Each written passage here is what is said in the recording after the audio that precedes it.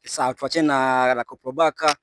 Siku chache ambazo zimepita tumeona dabi imeahirishwa, tukawa tunategemea majibu kutoka kwenye TFF, lakini bodi ya ligi pia mambo yakawa ndivyo sivyo. Kwenye mitandao ya kijamii kuna kauli ambayo ipo inatembea ya rais wa TFF pia Wallace Karia, ambayo inaonekana haijawapendeza wana Yanga.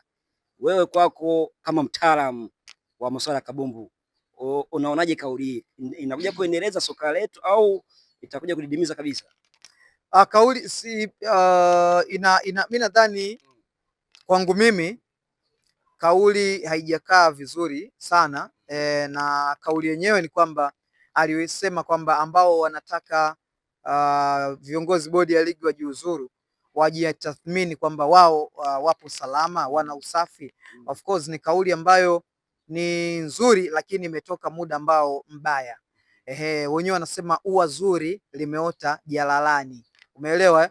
Kwa nini nasema hivyo? Kwa sababu tayari swala ama shauri hili lipo chini ya kamati ya bodi ya ligi ambayo imepewa mamlaka hayo na TFF kulijadili, kulifanyia kazi na kuja na haki.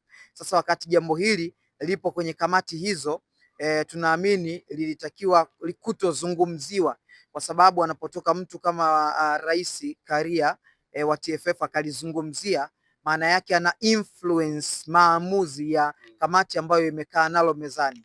Unaposema kwamba wanaotaka bodi ijiuzuru wajiulize wao ni wasafi. Kwa tayari hiyo bodi na kamati ambayo inalijadili inaweza kuona okay, tayari ameshasema hivi rais, kwa hiyo yuko upande wetu, kwa tayari umesha influence. Kwa hiyo kwangu mimi naona kwamba inawezekana kweli hawa ambao wanataka bodi ijiuzuru hawana usafi huo, lakini kwa kitendo cha yeye kusema sasa hivi ni kitendo cha kibaya, kwa sababu tayari jambo lipo kwenye kamati, alikutakiwa kulizungumza. Maoni yake yeye tayari yameinfluence maamuzi ya kamati. Kwa hiyo kwangu mimi halipo sawa na linaweza kuchochea kutostawi kwa soka, kwa maana ya upande fulani wakaona tayari rais ameungana na bodi dhidi ya timu fulani. Kwa hiyo kwangu mimi halijakaa sawa. Na wewe kama mtaalamu